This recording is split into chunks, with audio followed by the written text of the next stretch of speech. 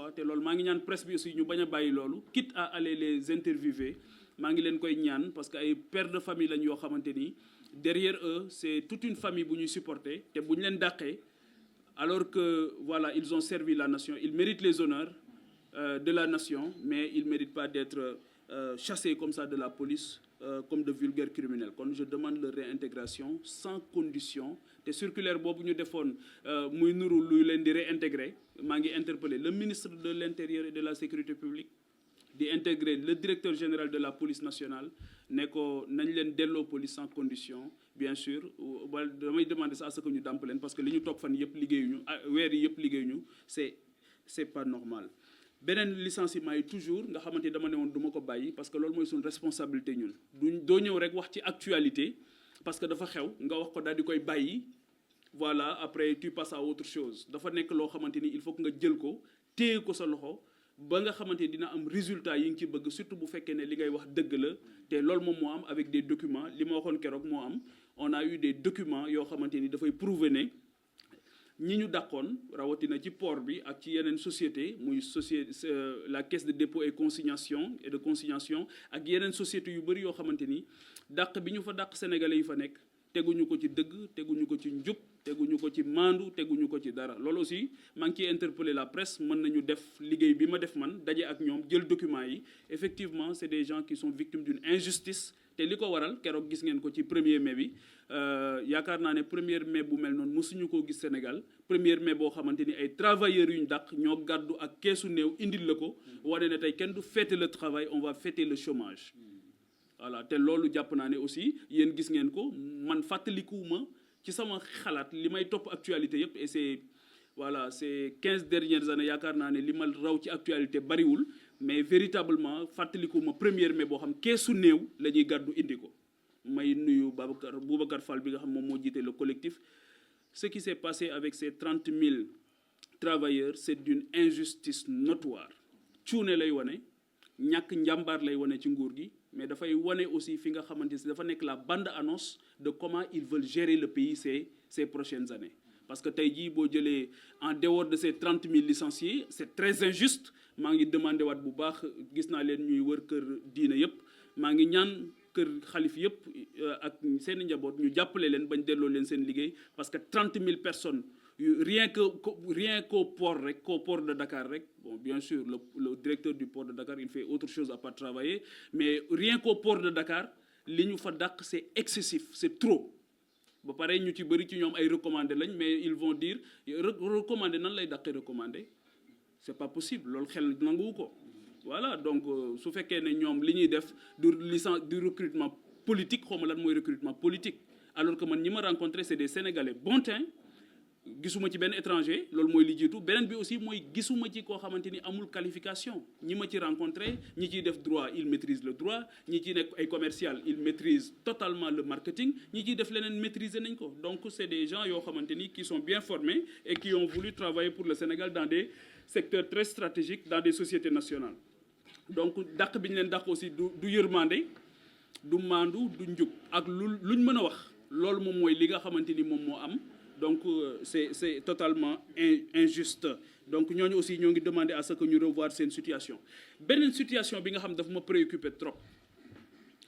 mooy la situation du secteur privé national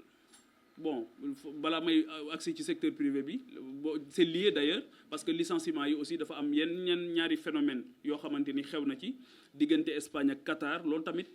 mënuñu ko bàyyi mu jàll noonu parce que mooy li ñu tuddee ñoom migration circulaire te loolu mooy amuñu solution pour le chômage amuñu solution loolu rek la ñu wax amuñu solution pour chômage bi beneen bi mooy suñu diggante Qatar bu foofu moom li fa gën a grave mooy Qatar dane seen diplômés yi lañ soxla ñi qualifié lañ soxla alors que da ngay soxla tabax sa réew loolu candidat bu ñeme woon a taxaw fii au mois de mars 2024 man yàlla dimbali woon na ma je faisais partie des 18 candidats candidat bu fi ñeme woon a taxaw wax ko bala ngay pare ñu ne la demal toogi yow tu es disqualifié képp ku fi waxoon migration circulaire ñu ne la demal toogi donc véritablement loolu aussi ça c'est un échec patent un certificat d'échec la par rapport ak li nga xamante ni moom mooy la problématique de l'emploi la question du secteur privé sénégalais ma ngi leen di masawu ñoom tamit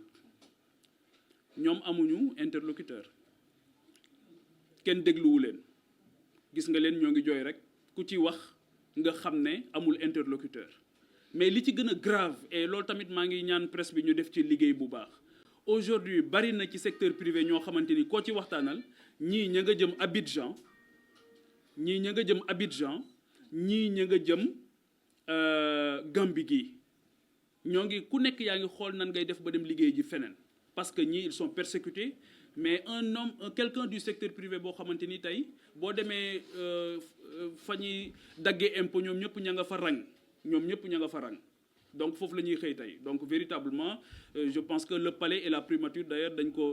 ko déplace dañ ko def léegi ay bureau bis de la DGID parce que c'est là-bas aussi où ils ont choisi de persécuter les hommes d'affaires loolu tamit jàpp naa ne c'est inadmissible réew li koy développer mooy un secteur privé bu am solo bu bëgg réewam buy jàppale réewam mais dafay ànd ak un état stratège bu intelligent boo xamante dina mën a dimbali réewam pour mën ko suqali loolu nag la ñu gisul fii gis nañ ne notre état n'est pas suffisamment stratège véritablement dafa nekk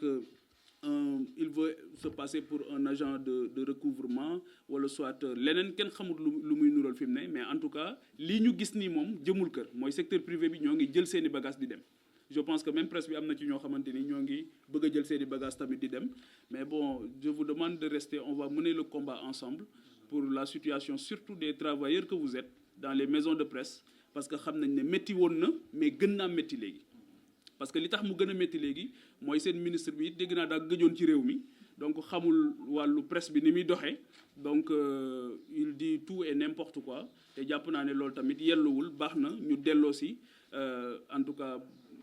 à l'orthodoxie un ministre boo xam dina mën a wax ak la presse jàppe leen ay collaborateurs mais du leen jàpp rek comme aussi ay vulgaires délinquants yoo xamante ni daf leen war a persécuter tëj seen i groupe de presse jàpp naa ne loolu c'est inadmissible. jàll nañ une année boo xamante ni véritablement il y a un vrai problème beneen bi mooy c'est sur la justice waxoon naa ko keroog waxaat naa ko Macky Sall da ne woon j'ai mis le coude ci ay dossiers mais Ousmane moom daa jël tànk yeeg lépp teg ko ci dossiers yi. parce que boo jógee bëccëgu ndara kàmm en tant que premier ministre dem ne da ngay seeti un détenu koo xamante ni jàpp nañ ne dafa tooñ bañ yóbbu ko nga dem seeti ko pour man c'est la meilleure façon de mettre la pression sur la justice et je demande à la justice de tenir bon waaw parce que coude ak ay tànk moom yi nga xam da nga jóg waaxu ci dox ci kaw dossiers yi xaw ma ban moo ci gën a metti donc je pense que ne li woon wonniwul malheureusement et c'est là où je condamne encore une fois le fait que ñu téye Abdou Nguer ci biir kaso bi Abdou Nguer moom dinaa ci ñëw ci kanam ci dialogue politique bi Abdou Nguer des kaso dialogue politique di am pour man amul sens Abdou Nguer des kaso dialogue politique di am pour man amul sens parce que ñëpp xam nañ ne dañuy wër fi mu ne dañu dem sax xawma ndax Sénégal yëg nañ ne génne nañ Abdou Nguer keroog kaso yóbbu ko sécurité cybercriminalité ngir dégluwaat ko ngir am charge yu ñu teg ci moom comme ni ñu génnee keroog ku tudd Lat Diop ngir yóbbu ko ndax téye nañ ko 7 mois affaire bi mel ni château de cartes ñu gis ne kii kat li ñu ko jàppee dafa mel ni voilà dëgërul keroog génne nañ ko tamit yóbbuwaat ko pour tegaat ko yeneen charge te loolu leen dal ci ñooñ gëm naa ne ci ñëpp la leen dal moo tax léegi dafa mujj sax commencé sauf sénégalais yi bon au départ boo ne woon mandat de dépôt ça fait l'actualité mais léegi boo ne mandat de dépôt les gens ils passent à autre chose parce que dañ ci commencé sonn en réalité et effectivement ce que le procureur avait dit parce que bi mu defee déclaration boobu bu njëkk bi day wax di wax ba ci yàgg ngeen dégg mu ne nous ne sommes pas des prédateurs mais monsieur le procureur c'est tout comme de plus en plus c'est tout comme de plus en plus parce que Abdou Nguer aujourd'hui détenu en prison ça n'a pas de sens et le juge Dème ma koy nuyu li mu wax dafa am solo nee na à un moment donné c'était l'instrumentalisation de la justice aujourd'hui c'est la banalisation de la justice waaw te moom su ko waxee ñu mën ko gëm parce que sonné na alerte bi bu yàgg daal ne j'avais démissionné d'une justice qui avait démissionné et aujourd'hui pour man à ce rythme là di nga woo nit sax mu ne la lan nga may woowee waaw parce que ils sont en train de faire pour man loo xamante ni jàpp naa ne xel nanguwu ko et que c'est à l'image de tous les autres détenus yi nga xamante ni ay détenus ci wàllu opinion lañ leen tëjee leneen li mooy sur le plan politique toujours et la justice képp waxoon naa ko fii képp koo xamante ni Ousmane Sonko xuppoon na la wala mu jàpp ne def nga lu ko teree nekk candidat soit muté nañ la fu sori pour sanctionner la soit bu dee acteur politique nga xamal ne moom yow tu es dans le collimateur. ku mel ni Abdou Nguer ñëpp xamoon nañ ne dina dem kaso dañ doon laaj kay kañ lay doon waaye chaque jour dañ ko doon wax ne ko yow moom doo tabaskee sa kër wala doo korité sa kër. maa ngi demander nag à ce que mu dem tabaskee ji këram parce que il fait absolument rien en prison te bu fekkee ne wax njombe bu fekkee ne wax njombe rek waxkatu njombe yi xam nañ fu ñu nekk parce que je pense que ne de plus en plus mbir yu mel noonu am na feneen foo xamante ni foofu lañ koy dégg. La situation des étudiants qui vivent dans des appartements surtout à Dakar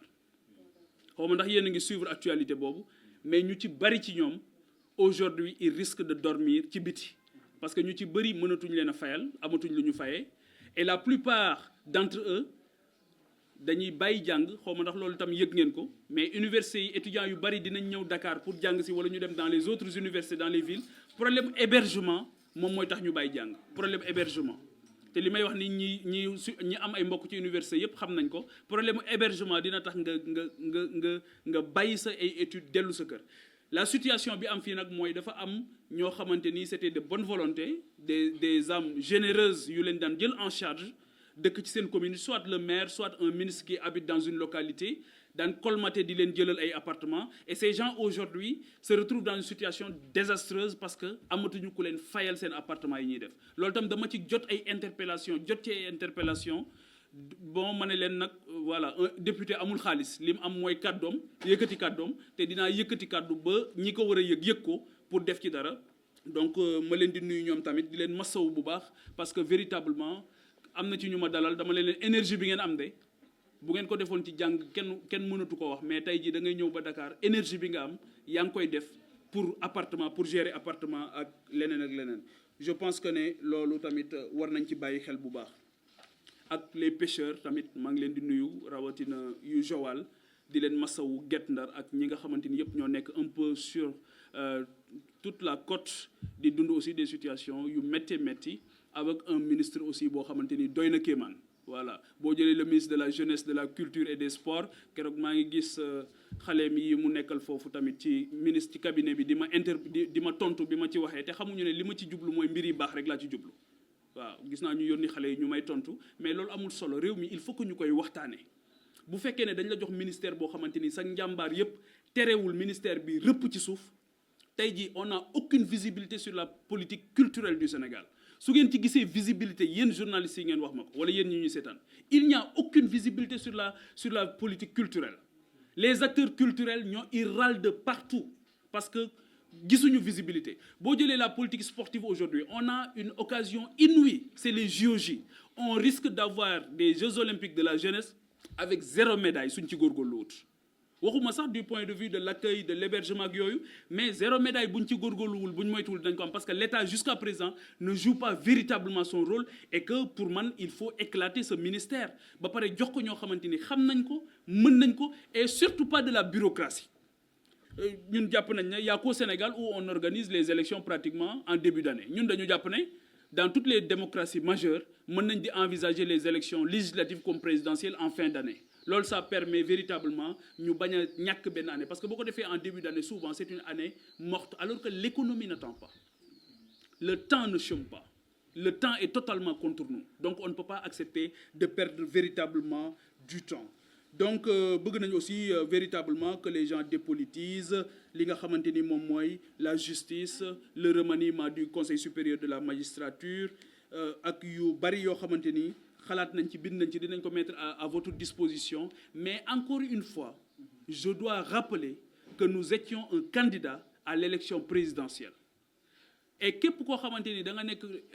candidat élection présidentielle question yi ñuy interpeller ni tey boo xoolee TDR yi da ngay xam ne lii moom bu fekkee nit xalaatu ci ba pare daal di ñëw ne dafa bëgg a nekk président de la République mooy kooku parewul woon et malheureusement c'est ça qui se passe léegi nag au regard de l'urgence de l'heure au regard du contexte actuel au regard de tout ce que les Sénégalais vivent actuellement ak li ma fi soulever yi nii yépp ci kii bi ñun jàpp nañ ne moment bi c'est assez compliqué pour mobiliser autant d'énergie nee nga pour réfléchir sur des questions yoo xamante jàpp naa ne mën nañ ko jéggi rapidement parce que les questions économiques n'attendent pas. Et je dois rappeler que fondamentalement nous sommes ñëpp xam nañ ko des gens de paix et de dialogue pourvu que les conditions soient réunies. Parce que tey jii bi ñu wootee les assises de la justice ñëpp xam nañ ne dama jël sama responsabilité am le mandat de mon parti ma dem ci assises de la justice yi. assises yi lan moo ci génn lan lu ngeen mën a teg baaraam moo ci génn booba ba tey dans les tiroirs wala am na lu ngeen ci yëg lu génn ci biti man yëguma ko